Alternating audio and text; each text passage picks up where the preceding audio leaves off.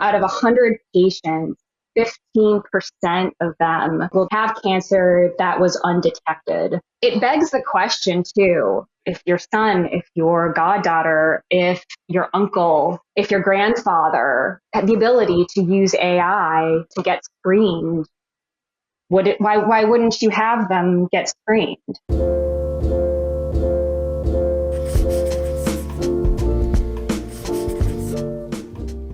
Hi, I'm Adam Metwally, and welcome to another episode of That One Time Podcast, a podcast where we explore the pillars of health, wealth, and wisdom through interesting conversations with interesting people. Today's guest is Amy Zolotow, a healthcare professional working as Director of Operations at Mercy Personnel Physicians and a thought leader in the integration between AI and healthcare. We spoke about the current challenges of healthcare, the systems, the future of AI, and its integration into improving health outcomes and how to maintain the human element of healthcare while integrating into AI. We also met through an introduction from a previous podcast guest, Mark Sylvester, a few months ago. If you enjoy this episode and want to support the podcast some more, please give us a follow on whatever podcast platform you're using, as well as a 5-star review. It helps us more than you could ever imagine. I hope you enjoy. Amy, welcome to the podcast. Thank you. Welcome. I'm so happy to be here. it's been a welcome to my world. You're all good. Yeah, all good. We've been working on this one for a few months now, so it's been good to finally get connected. And you seem to live in a very interesting world between healthcare and AI. So I'm curious about both of those things, being a bit of a health nut and also being an engineer. So I love technology and the way the world is progressing. So it's going to be cool to chat through how this is all intersecting. But to begin with, I'd love to understand you and why you are in this space and what makes, I guess, you a potential authority to talk about this intersection. So what's an elevator pitch of who you are, what you do, and how you're contributing to the world? Good question. If I was to give my elevator pitch, I would start off by saying I'm the ultimate seeker. I have this tremendous drive to learn, to grow. I'm so curious about the world. I'm so curious about people. And I'm so curious about broken, and particularly the brokenness in our healthcare systems and what we can do collectively as a community to really start impacting change in that area. So I would say, again, going back to that community piece, it's truly what I see as the game changer in this space, in this moment in time, collectively coming together, not just our healthcare systems, but we're talking about industry, healthcare, government, getting everyone together to really talk through these issues that patients are facing today, that our healthcare staff is facing today. And truly that's the impact that I want to make in the world. It's what drives me every day. Love that. And what are kind of the contexts of your developmental years that have led you to focus on the healthcare space? Like why are you in this space? Because people generally have a pretty clear driving force as to why they get into it. Mm-hmm. My journey started a long time ago when I was 16, and my dad was diagnosed with pancreatic cancer 4 weeks before he died. And I mean, think about that. I mean, that's 4 weeks. That's not a lot of time at all. And pancreatic cancer, I mean, the pancreas is considered the angry organ. It's pancreatic cancer. It has one of the highest mortality rates.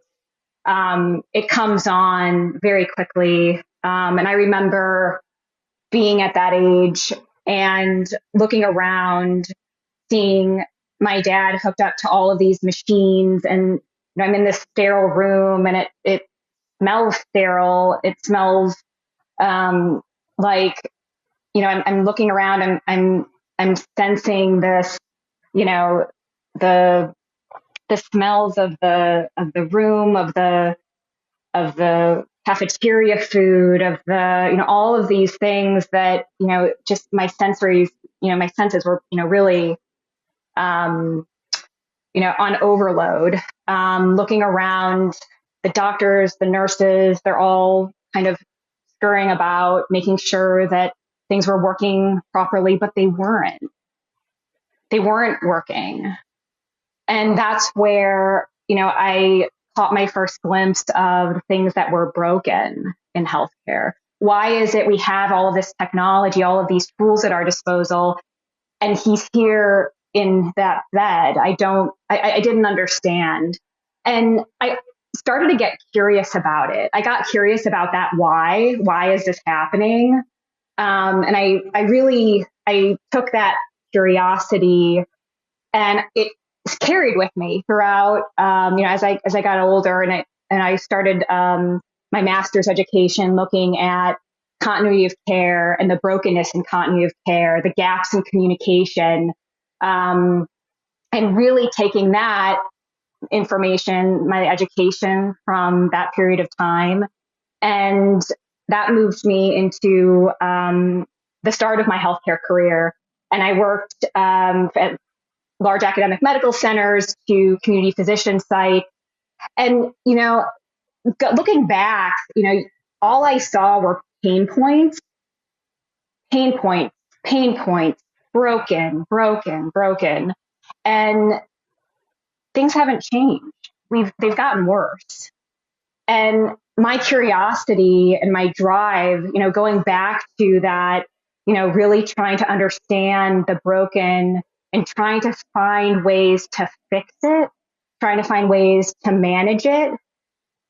And that's truly what drives me every day. That's truly what I'm most curious about. How do we find ways to use technology to make an impact so we're not collectively suffering like we are? Mm-hmm. So what conclusions did you get to on why we have so much technology and why hospitals are broken? I think there's not an easy answer. We got time. I think we're in systems that have been historically siloed. What does that mean? Sorry.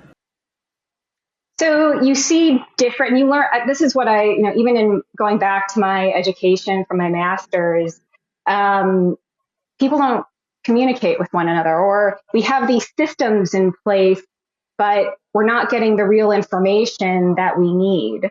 And I'll use the example of the electronic medical record. So as a patient, you'll see your doctor entering information in the computer, and that's our electronic medical record. So you have approximately 140 data points you have to enter in that medical record, right? You have the FDA saying we need these filled out. The CDC says we need this filled out. CMS says we need this filled out. So it comes out to approximately 140 fields. And you have the doctor and, advanced, practitioner typing away and trying to capture what they can, get the data they can, and the patient's left feeling, well, am I even being heard? We've got 15 minutes. Are they looking at me? Like there's a brokenness there. There's a disconnect because the provider has to make sure they fill all this information out, but yet the patient's feeling like, am I feeling heard? It's just an example of, some of the silos that we're seeing in healthcare that's still, it's when technology maybe isn't effective, right? Like what we need to be doing is making sure that we have our attention placed on the patient, that we're turned to them, that we're looking them in the eye, that we're really truly hearing what they're saying. We're catching that body language that might throw us off a little bit. So an example like that really highlights kind of the silos that we have. And, again, you might have strategic priorities that don't necessarily align with what's really happening on the ground.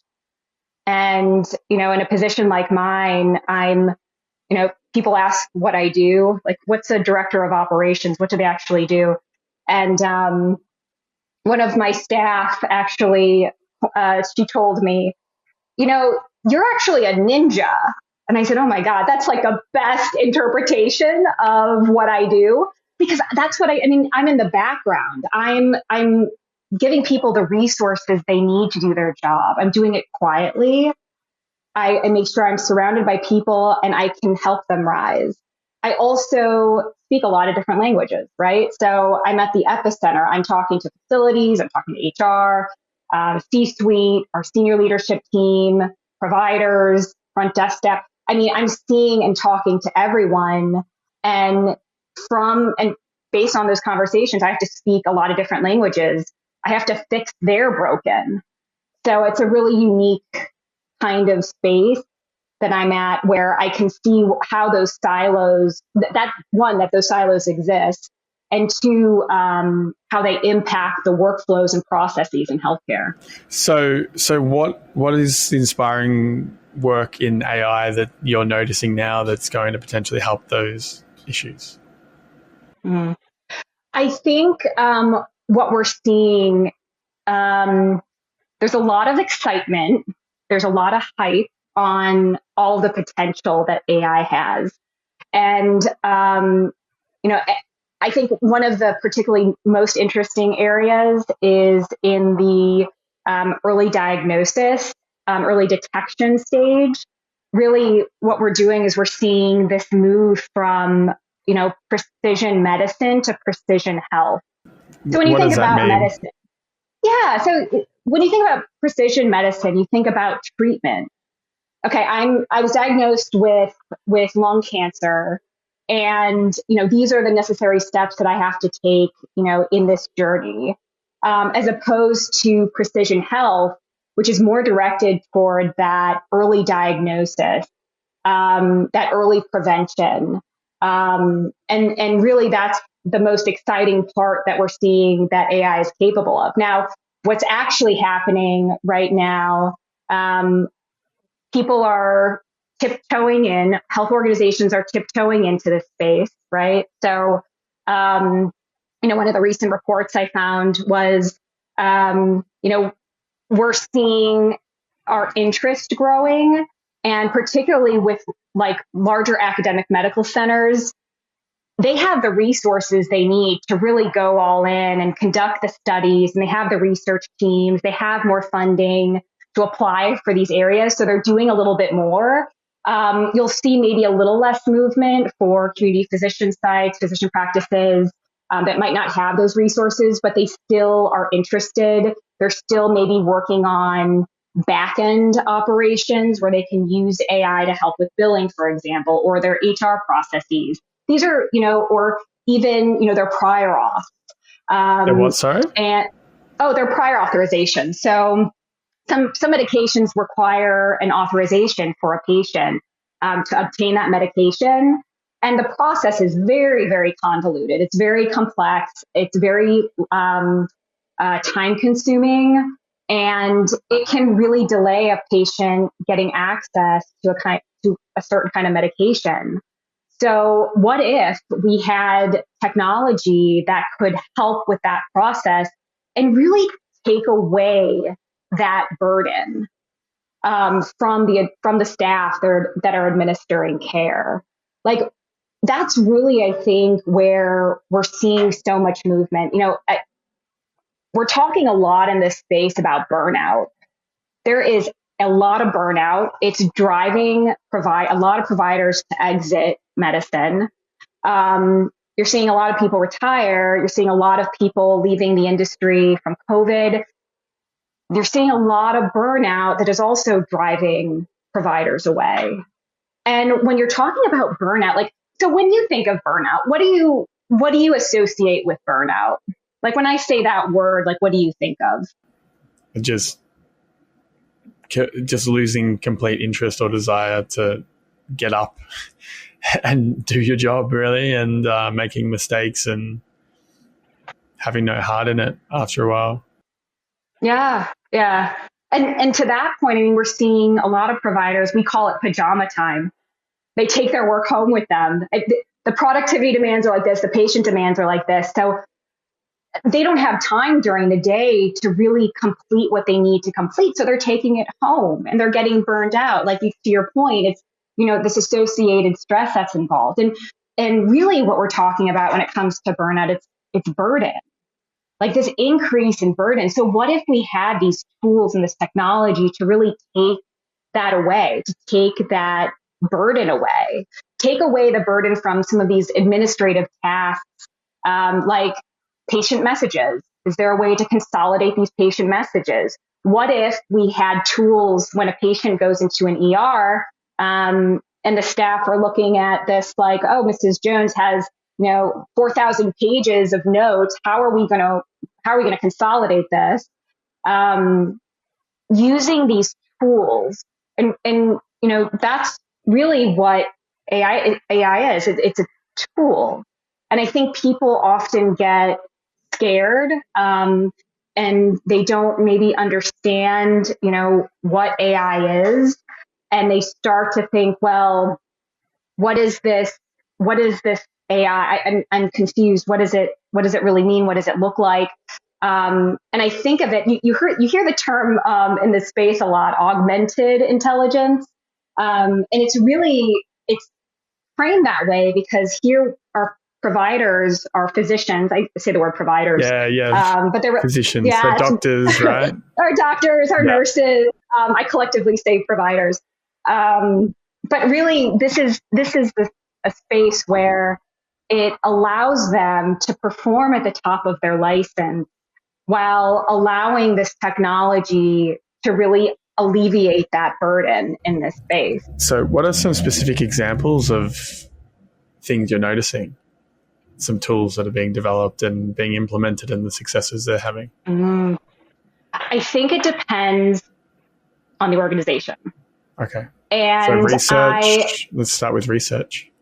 Yeah, I think, well, I'll say, to take a step back, I think you are going to see AI being used very differently depending on which organization you're looking at. So I'll give an example for maybe a large healthcare organization, academic medical center, kind of maybe going back to that research portion, where they have the resources and the tools to utilize more technology. I'll give an example of a screening tool for lung cancer. There's a particular story that really resonated with me for this large academic medical center. And it started with a 60-something-year-old gentleman who presented a kidney stone.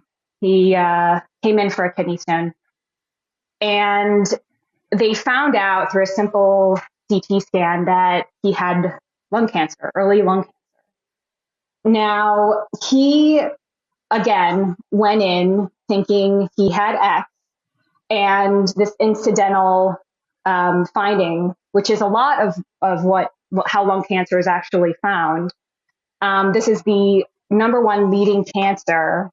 And it kills, 125,000 people a year. And this year we're expected 235,000 cases to be diagnosed.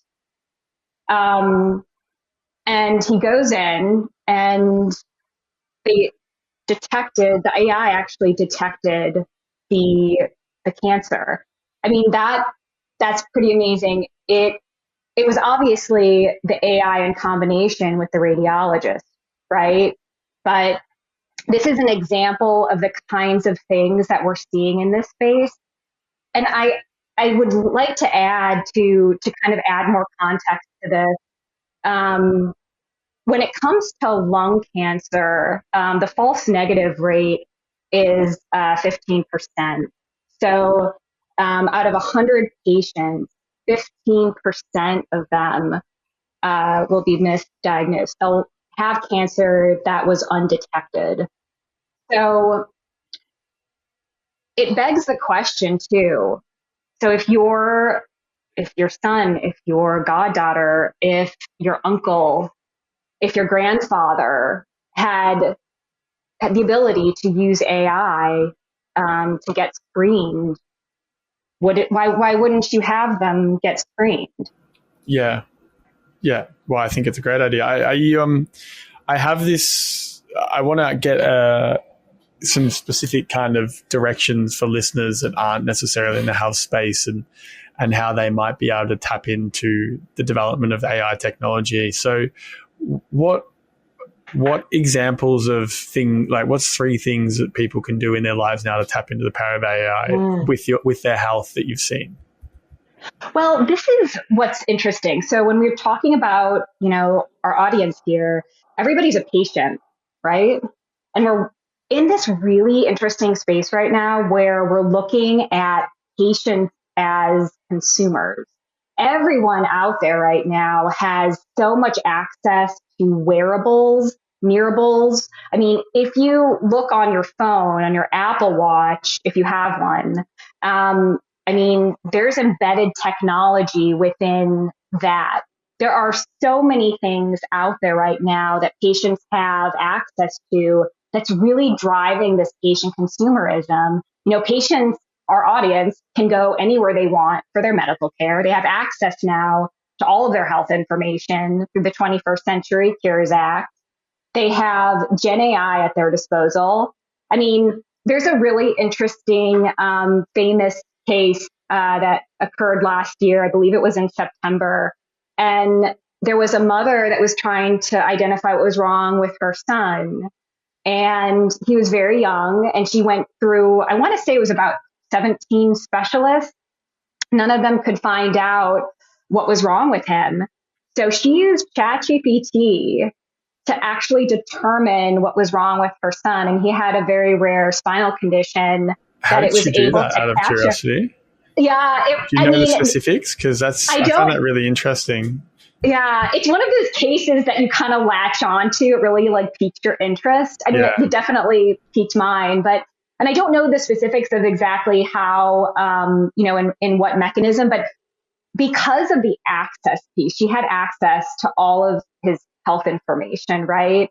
So she was able to plug that information into ChatGPT, and I don't know, what the language was that she used to kind of prompt it to have that diagnosis come out, but she was able to use that information, that patient information from her being her son, to actually get all of that and determine what he had. And the ChatGPT did what the specialist couldn't identify. And it's a very neat case, but it really speaks to what you're talking about. It's the access to all of these tools that we have, the glucose monitoring that we have.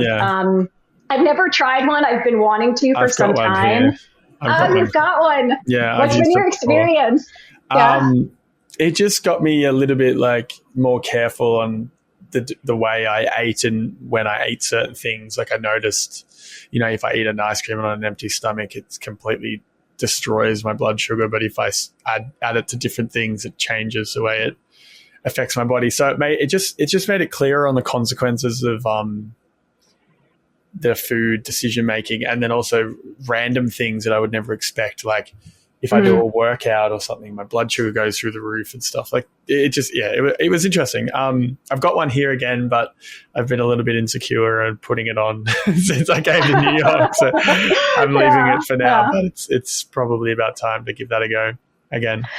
So and I'm curious too, because I think a lot of listeners out there, they might have tools that they're using because they're trying to achieve some sort of goal pertaining to their health. So have you changed your behavior because of it? Did you really see a change in how you were eating, what you were eating, at what time you were eating? I don't know enough about the actual glucose response specifically and how it impacts health. I haven't gone that far down the understanding, but yeah, it definitely impacted the way I ate certain foods at certain times and just how I navigated the world. But I only had it for 2 weeks, so it was more of a curiosity. And my friend who has type 1 diabetes, and the reason why I came across the product was because he had one. So we would compare. Which was kind of cute. Because what you're speaking to, that's what we're doing.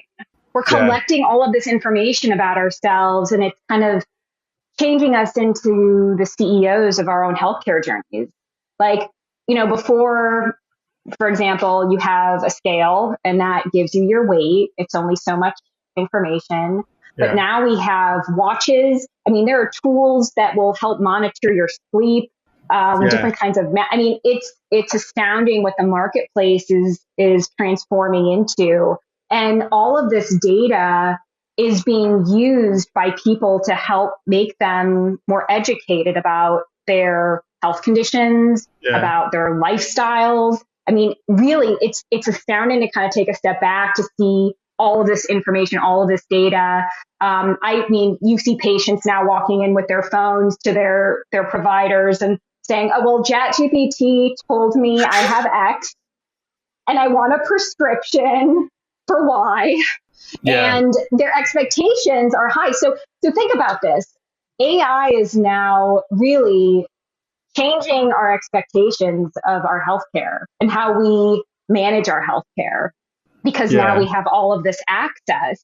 So it's really interesting from kind of a sociological lens, like seeing the behavior change of people and how they're processing the information, people getting curious about their health conditions.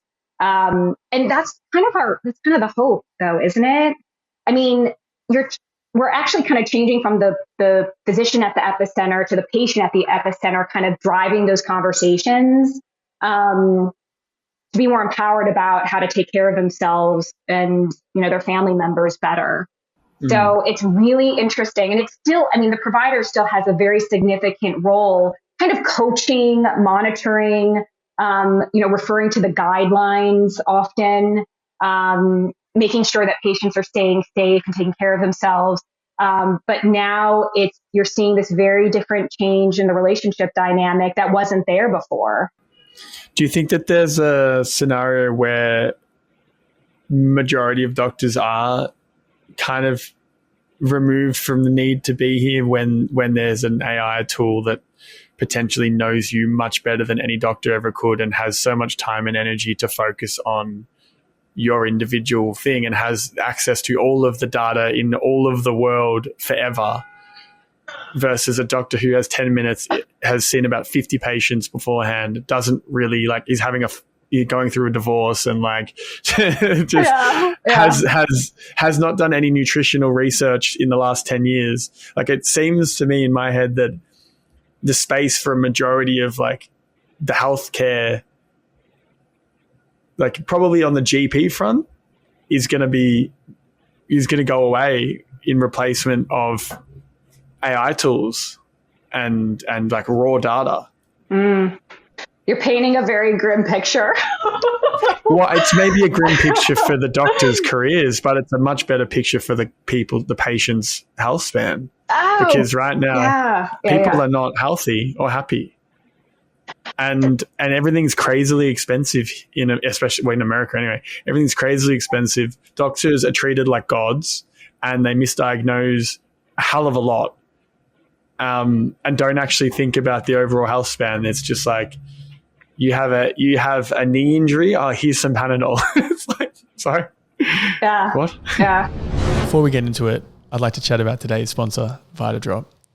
I've been using the VitaDrop sleep product for about a year now, and it absolutely blew me away the first time I used it.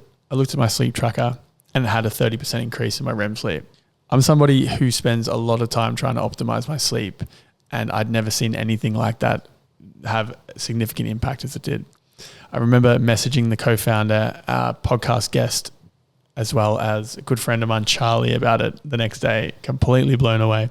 And then I've also shared this information with a number of people who have come back extremely surprised and very impressed with how much better they've slept once they've taken that sleep product. So they have 4 different products for 4 different day-to-day experiences, one of them being sleep, the next one being hydration, the third one being focus, and the fourth one being a collagen supplement. You can grab them both in ready to drink and in sachets that you mix with water. So if you're interested, use the code TOT in the description below to get 25% off your next order. So I will make a statement that AI it doesn't have the cognitive abilities that a physician has. It doesn't have the wisdom that a provider has. You see where I'm going with this. This is, kind of tying that back to my earlier point where it's a tool. It's not a replacement. It's actually kind of interesting, in talking with some colleagues, we're seeing this really interesting perception from medical residents, emerging from school, and they're moving into a very different world than previous generations, right? So if I was to ask you, and I'm curious, would you think that a provider with years and years of experience would have more or less of a problem, or would be more, probably the better way to phrase this is, would they be more accepting of AI than a resident fresh coming out of school? Who would you say would be more accepting of that technology? I'm only going to go off my personal experience of dealing with older people, older experts in doctors and psychologists, etc. It's the younger ones that are much more receptive to new technology. The older ones, from my experience, I'll give you an example. Like during COVID, and this was something that really was a glaring issue. Like COVID really showed a glaring issue in the healthcare system when I came across it. So in Australia, there's a register for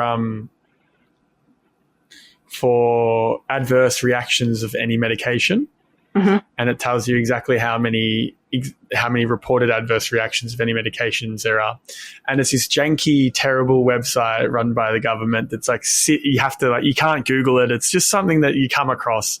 And I came across it in my like random deep dives during being retrenched. and I go to my doctor and I say, because we were talking about getting vaccinated, and he was pushing it really hard. And I said, are you across this website? And he said to me, oh, this looks fake. I'm like, no, this is a real website. And it basically had like, I think it had like 100,000 or 50,000 cases of like adverse reactions to this vaccine that he was pushing onto me as a priority, and didn't even know about this government website. So, and he's a really smart doctor that's been around for a long time. Mm-hmm. So it made me wonder. That was a moment where it really made me wonder. Like, we're dealing with fallible humans who have agendas, who have biases, who have sometimes an inability to see outside of their own, field of expertise. And health and longevity is not a if this then that very specific, cause and effect. It's a combination of many factors with a combination of many inputs. And I don't have faith in the medical system, in the human input, human output approach to be able to really address that at scale. But tech, I do. So anyway, that's my little rant. No, I think you bring up a really good point. And it's interesting because what we're seeing in our system right now, and I'll get back to the answer to the question in just a second, but what we're really seeing is, medical education, it's changing so quickly. And we're getting so much more data. There's so much research that's coming. We can't keep up with it. It's changing last statistic I heard, I think, was every 73 days. So we have these residents coming out of school, and they're inundated right now with information. And they're also entering an environment where burnout is driving so many providers out at an incredible rate. We've got, patient demands going like this is patient consumerism. We have, underserved patient populations. We have, there is a plethora of issues going on, social issues going on that residents are not prepared for. But interestingly, tying this back to the question, it's actually the residents, a lot of them are starting to get a little afraid that AI is not going to allow them to practice at the top of their license. They want to be What does the educated. top of their license mean? Sorry, I don't understand. Yeah, like the top of, so everything they've learned, all of that education they've learned. Here we have all of this technology that can do a lot for us. So they're afraid that the AI is going to take away that human element that that What we're is that speaking human to. element? Out of curiosity, like what is the magic in the human element?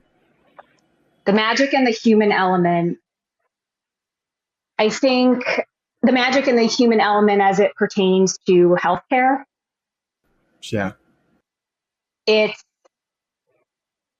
when you're sick and you don't feel well and you get news that is not promising. Say you get a diagnosis that is very scary. AI isn't going to come in and hold your hand and say, this is what we're going to do. Yeah. But it's a matter of, but you understand what I'm trying to get. Every day from, being in operations, I see so much, and all I do is live and breathe pain points.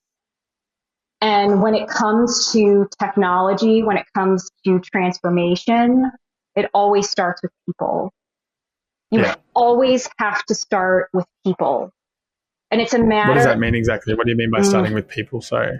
Oh, you're going to hear me talk about community. Okay. I'm just going to brace yourself. But this is so important because we're entering a world that none of us have ever entered before, just like we did with the pandemic, where now we have access. We're seeing all of this new technology at our fingertips. We're seeing a lot of technology that we're hearing about, studies that are happening. But that's where we have to take a step back and really focus on the people. And when it comes to all of this new technology, being exposed to all of this technology, understanding what people go through on the ground is of utmost importance. I think so often we have all of these tools that we think are going to fix everything, and they're not. We have to already be prepared that they're not going to. What we have to start with is understanding what the problem is. And I think there's a lot of opportunity with that. Most of the problems that are presented at my door are not really the problem. And then, for example, I might be on the phone with a patient and they're really upset and they couldn't get the appointment they wanted. And then they start talking them through the schedule and we start having a conversation. I start asking some questions. Well, why do you need that date? Can we explore X, Y, Z? And they start to tell me, well, maybe my husband died and I have to go to a funeral. I can't make that date. So, it's a matter of really understanding the problem. So it's empathy. So what is lacking in the AI tools is empathy. It's an understanding and a meeting people where they're at, which is what we have to start with. It's not jumping into, we're going to implement this right now. It's a matter of I call it the crawl. It's the not fun part when it comes to any kind of change or transformation. It's a matter of, what is the real problem? Help me understand what this is. And by asking questions and asking more questions and asking more questions, and getting more people involved, different perspectives, that's where we can really start coming together to identify, okay, this is a solution. Sometimes it's not AI that's the solution. Sometimes it's not technology. Sometimes someone just needs a printer. sometimes, sometimes Someone needs a printer. someone just needs a printer to work. Sometimes, I mean, and that's the thing. And that's, when I speak to this, to this place of, really understanding what problems look like, we're in this hurried state in healthcare. Everything is super ambiguous. We need to keep it moving. We need to keep it moving fast. We've got volume demands. We've got, patients needing things. It's just a nonstop rapid pace, which is why it's also so important that we take a step back and really understand what problems are so we can think thoughtfully of what we need to do to put things in place that will help. Yeah. So what are the core problems at the moment, do you think, in healthcare from your experience in the operations side of things? So is it a time issue, not enough resource? So supporting the resource with technology that supports admin, is that kind of where the easy wins are going to be to begin with? Mm-hmm. I have a different perspective on this. I feel like sometimes we get inundated with so much data where it almost impacts our ability to make decisions. And I think that's why we also have to be kind of careful as we're exploring the space. More data doesn't necessarily mean that you make better decisions. Well, yeah, it's intelligent interpretation of that data. Like, have you ever sat in a room and then you're looking at a spreadsheet and then you look around at everybody's faces and they're kind of going like this, they're tilting their head, they're like squinting a little bit, they're maybe nodding, their eyebrow goes up, but they're a little confused. Yeah. So I think, and there have been studies, actually, some really famous studies that are highlighting, and they're recent, coming out that really highlighting that people have, in general, have a slight distrust of data because they struggle interpreting it. And this is where data storytelling comes in. This is why stories in and of itself come in. Like, we need stories to really drive that data and make it more palatable for people. Like, I can put a bunch of numbers on a screen, but I need a story to really drive it home for someone. Or I take a look at the data and say, this really doesn't make sense from what I'm seeing on the ground. I need to do some more investigative work. So I think that's one of the prevailing problems we have. We are getting inundated, especially from the patient side of things. Like, again, patients aren't, well, some patients are, but most patients are not clinical or don't have a clinical background. And they're getting access to all this data, all this information. It's like, oh my God, what do I do with this? So they're struggling to make a decision on, do I keep doing this? Do I need to go in a different route or a different direction? And it really speaks to that. I'm not really sure what to do with this. So I think it would be helpful. And this is where I think the education piece in this space is so incredibly important, to actually have people have an understanding of AI technology, what this data looks like. And it's hard. There's no one size fits all for this. Everyone's going to interpret education about this technology in a different way. But that's where I think at least we need to start. We've got this problem, we're inundated with data. We can do a lot of magical things with it on the clinical side, with the use of technology. From the patient side, it can be incredibly overwhelming as well. For our administrative leaders, it can be incredibly overwhelming as well. So really kind of understanding, what is it we're trying to do? What is the value point? What are we trying to get out of this? To help us better understand what this information, because that's what data is, it's information.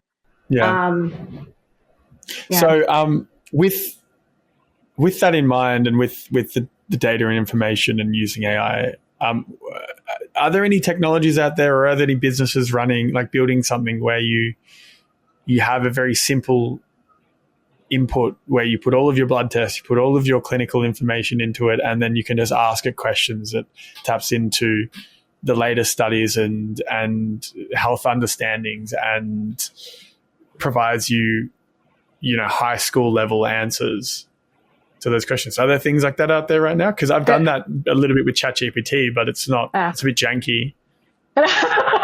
there are other tools out there that can assist with that. They even have tools that can provide discharge summaries for young children in their language, which is really quite That's astounding. cute. Yeah, and again, it goes back to that we want our patients to understand. I mean, I see this all the time. Patients get that piece of paper and they don't read it. Like, Yeah. that's the thing. You're inundated with all this information. It's like, well, he just told me this. Do I really need to read this? Yeah. Or they read it and they don't understand it, which is really scary. It's particularly if it has, things on it that are pertinent to, really serious cases or serious issues that you're facing. So, yes, there are tools. I think we have to be really careful when we look at tools like ChatGPT because they're not just pulling from peer-reviewed articles. They're not just pulling from, JAMA. Yeah. They're pulling from Reddit. What did you just say? JAMA. What's JAMA? The Journal of American. So it's there are a plethora of. I'm using that as an example. There are a plethora of peer-reviewed journals. Journals. I understand. Correct. Nature, JAMA. Yeah. But really having that health library as part of the infrastructure of that tool. So is there a curated way to do that? So is there a curated version of that? Surely there's someone's made this, and if not, you should maybe make it. Yeah. there are ways. Yeah, the space is evolving so quickly. And there are a number of companies that are working on things like this, but that's why I always stress even to patients if they're walking into an office setting and they think, well, this is what it's like akin to what we WebMDing, right? I'm going to WebMD that my doctor just told me this. I'm going to go on WebMD and figure out, what I have. So it's very similar to that, but we have to be really, really mindful of, where that information is coming from. And that's where the education piece comes in. That can be a really trying space, I think, depending on your knowledge level, your curiosity, where do I go to find the best information for this? But there are a growing number of companies that are developing solutions like this to help educate patients as well. So I'm conscious of time, but I'd love to get some kind of specific things that people could action if they want to have some AI integration into their health. So what are some of the key tools that you've come across in your time that are super helpful for just a normal person that is health conscious and wants to, maybe do a little bit of digging, maybe have some support from an AI tool, maybe get some data? Kind of where would you begin if you were starting? If you were to map out your life in a simple way, but on the health basis, what would that look like? Well, if I was just starting and I was really curious about, just exploring AI in general, I always go back to the peer-reviewed journals, the articles. Now, you can do a very basic Google search, and any of us can do that, right? Where we type in, AI solutions to help with diabetes, for example. And you're going to find a lot of results when you enter that search. Which is so using the peer-reviewed studies to find the technology that's being developed and then just going into that technology. Got it. Someone smarter than me has gone and found the best AI tools in X and put it into a peer-reviewed journal. The journals are always a go-to because you have to remember too. I mean, this. It's the space is moving so quickly and it's so incredibly hard to keep up with, where it requires constant monitoring. I mean, you can go on academic medical centers. That's another suggestion.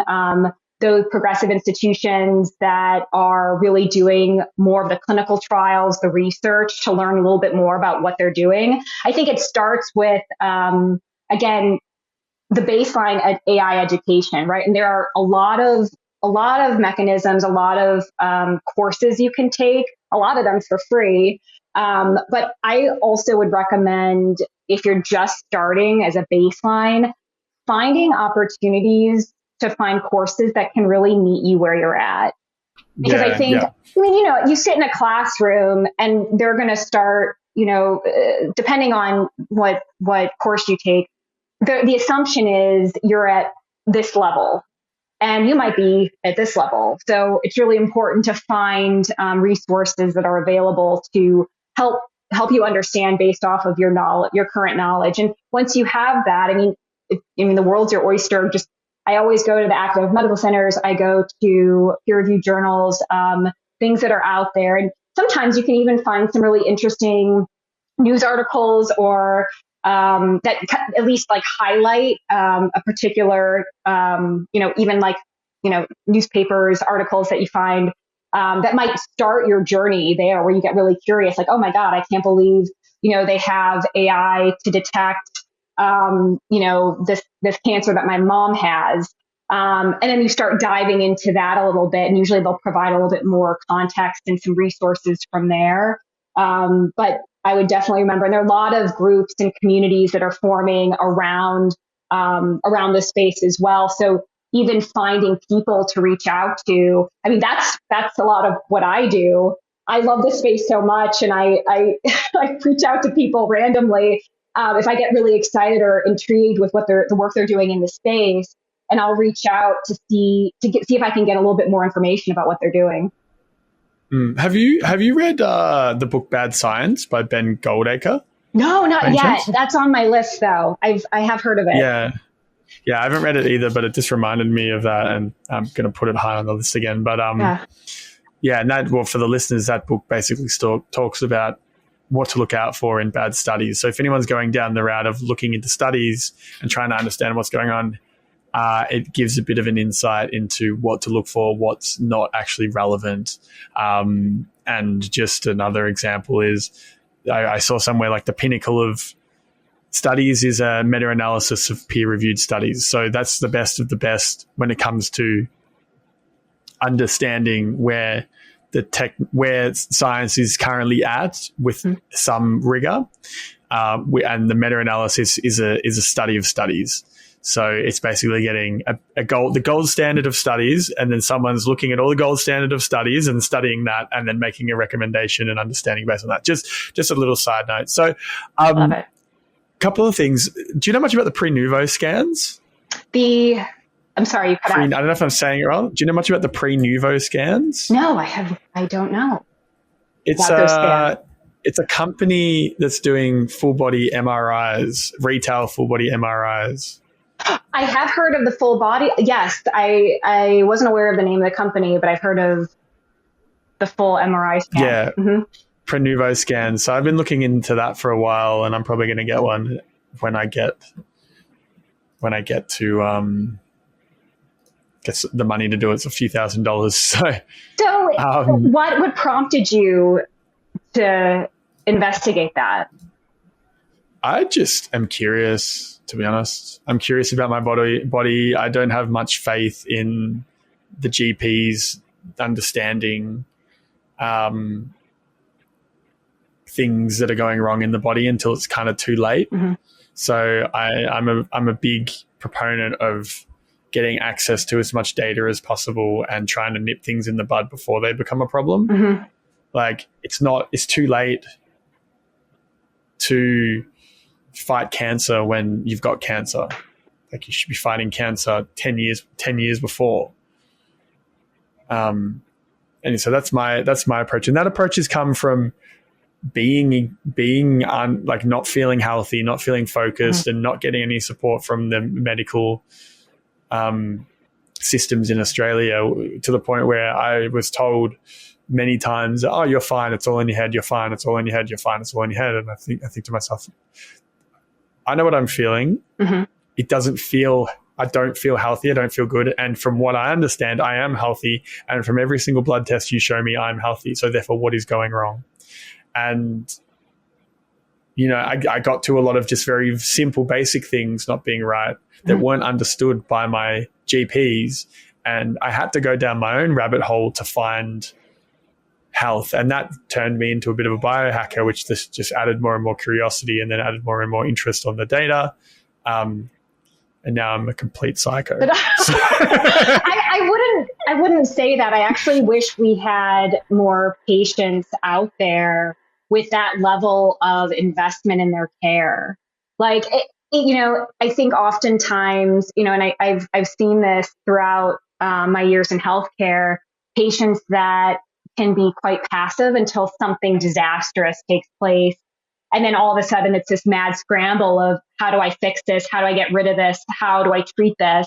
And it kind of ties back to that, what I was talking to before, the precision medicine move to precision health. Like, how do we catch this early? How do we use the tools we have for the early detection, early diagnosis piece? And, well, this is one of those. Exactly. But it shows me that you're curious, you're invested in your care, you're accountable, you are driving, this move in your healthcare journey where you want answers. And now you have access to so many of these tools that you can use to help you make more educated decisions.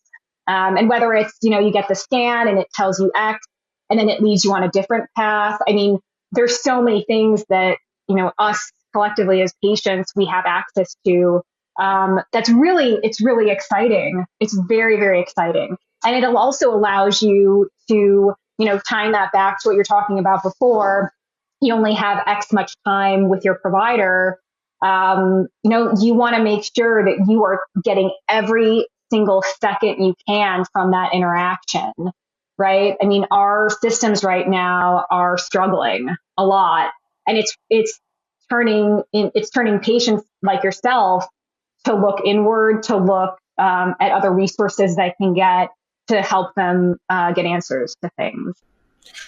It's funny because I had this issue in Australia where our healthcare is like one of the best in the world. I am genuinely afraid of going to the doctors here.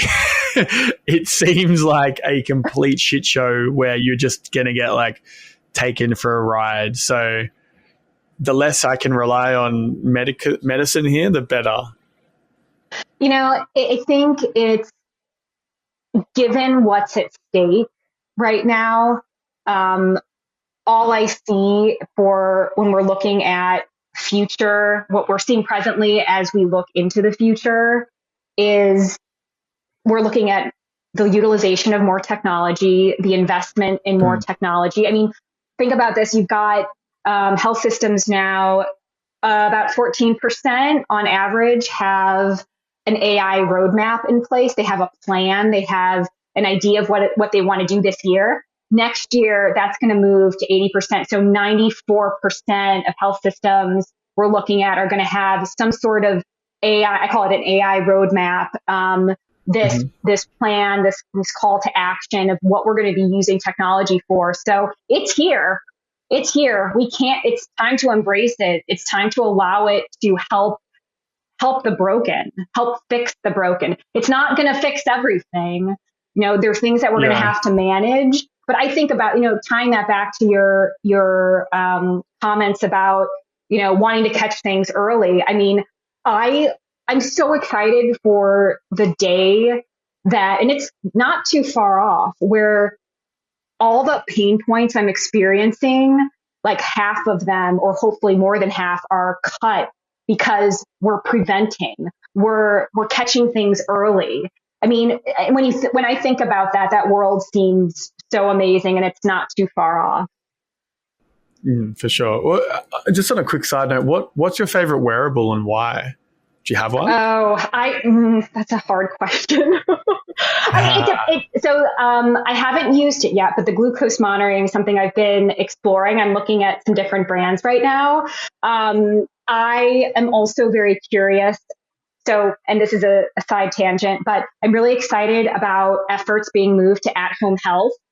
You're seeing a lot of health systems that are moving patients that may have gone to the ER and they're getting treated at home. So we've got some major academic medical centers doing this right now and treating like thousands of patients. And I mean, think about 30% of all patients that were supposed to go to the ER by AMBO could have been treated at home. So if you have pneumonia, that you could have been treated at home, and like the cost savings that's associated with that. I mean, the data that's coming out from from patients being treated at home is astounding. I mean, their safety is the same. The quality of care is the same. They're having more improved patient experiences. They're not getting staph infections, they could have gotten from the hospital. Yeah. So in order to treat them at home, there are these wearables. They have all of this, telemedicine services. They have all of these mechanisms they can utilize while at home. So I think the most excited thing I'm thinking of is just for patients in general. I've got my own interests of monitoring things for myself, but I'm more excited about. Yeah, I meant more like the customer facing ones, like an Aura Ring or a Whoop or an Apple Watch. Have you used anything specifically that you've liked, and why? Or have you noticed any valuable kind of clinical uses for the basic ones that people can access, via the internet? Yeah, I think I have the Apple Watch. I've gotten a lot of really good feedback with. I notoriously am not a huge fan of having anything on my wrist because I'm so active and I'm always like moving. So I've been kind of trying to stay away from things like watches. But the data you can get from these is incredible. I mean, there are academic medical centers that have done some studies with the Apple Watch again to track AFib or to diagnose AFib. I mean, it's incredible what these devices can do. I personally, I'm not a huge fan of the watch, only because I know me. I'm at the gym at 5 a.m. No. every morning, and I'm like super active and running around and doing weight, all this stuff, and that probably wouldn't be the best solution. But I do a ton of research, and that's one of the more promising things. Apple is coming out with some really interesting tools when it comes to the space. I'm looking forward to the point where like the wearable or the watch can actually monitor your blood glucose. That's going to be wild. That's probably the next step. That's really going to make a big leap. The other one I'm very curious about. There are some apps that monitor your cough, and it's called Audiomics. It's the study. Interesting. I didn't know that. You can study your cough. So when you think about your cough, think about all the data that you can find in your cough. You don't think about your cough. You're like, this is disgusting. This is, I'm sick. It's indicative of, I know I'm sick. But when you think about it, there are some tools so just like ChatGPT can predict, what it uses all of this information to assess and come up with answers to things. The same mechanism can be applied to these applications to assess cough. So you get all of this data, these different kinds of cough, the kinds of cough, like the sound of the cough, the duration, like all of these data points can be used to assess things like COVID. So we're going to start seeing a little bit more of that. And we're even getting to a point where these applications to assess cough can even assess things like lung cancer. We're not there yet. Interesting. Mm-hmm. I mean, you can get a retinal scan right now, and there are some really interesting studies coming out with the retinal scans that can predict things like Parkinson's and Alzheimer's. So it's astounding. I mean, it's not a wearable or nearable, but imagine taking your phone and coughing into your phone, and then you find out what you have. I mean, it's astounding, and it's here. It's already here. Yeah. So really, really exciting. I love that. I didn't know those things existed. It's going to be very curious when somebody or like some big tech company comes up with a way to like combine all of this, because that's where the magic's going to come from. I'm keen to do a few rapid fires, and then we can call it. So, just generally, what's the biggest thing in the last 2 years you've changed your mind on? I would say, I don't know if I would say I changed my mind, other than I have grown more interested and fascinated with language right now in this space, in this AI space. Our ability to think through language, how we look at language when we're entering things in, ChatGPT, for example, how we use language to communicate.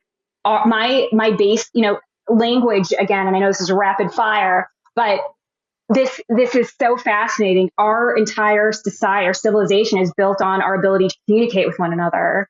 And now we're in this really interesting space where we're using language in a very different way. And this is why it's so critically important as we start talking through things like our data, transparency, reliability, credibility, responsible use. We all need to make sure that we're using the same language if we're going to get to where we need to be when it comes to the responsible and effective, safe implementation of these AI tools and technology. So definitely an emphasis, a growing emphasis on my interest in language. So can you provide an example, a specific example of that? I'm just conscious of things being a little bit too high level for people to understand. Like, what's a specific example of that? So the way that we communicate is fundamentally changing. And if you're so we're having a conversation and you detect, well, help me understand. Well, you might have a perception of a word, for example, that might not align with my perception of a word. So it's important for us to communicate to get to that baseline understanding of what that word is, or maybe what that concept is, so we can move forward. And what we're seeing in the space of AI in particular is we need to establish this guidance, these guardrails for this technology, which requires everyone to kind of come to the table and talk through certain concepts, so we all know what we're talking about. I mean, have you ever been in a conversation with someone and they're looking at you and they're like, I have no idea what this person's talking about. And then you start talking through it and stop and say, okay, well, this is what I mean when I say this. And they're like, oh, okay, I completely understand it. That's the kind of thing that we're seeing when it comes to the implementation of AI technology, and why I'm so focused on making sure that we're all on the same page when we're talking about understanding the basics. Fair enough. Okay. And what's the kindest thing anyone's ever done for you? Oh, I would say the kindest thing anyone's done for me is bringing me into community in this space of AI. So allowing me to be part of conversations that are centered around technology. Is there something specific?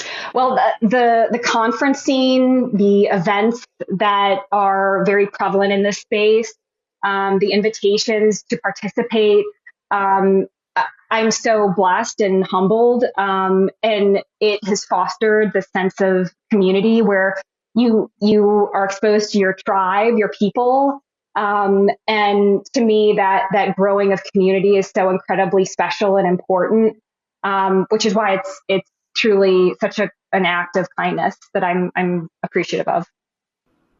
Cool. And if you could only recommend one book for someone to read for their whole lifetime that would have the most impact on their life, what would it be and why? Meditations by Marcus Aurelius. Yeah. Okay. Why? I think there's a lot of value in Stoic philosophy. And you're shaking your head. You understand. It's not what people, I think, general people think it is. It's not a lack of emotion. It's not an apathetic way of seeing the world. It's a set of principles, of tools, of words of wisdom, of things that you can implement practically in your life that really can serve and benefit you. And the concepts can be, as you know, incredibly simple and really impactful at the same time.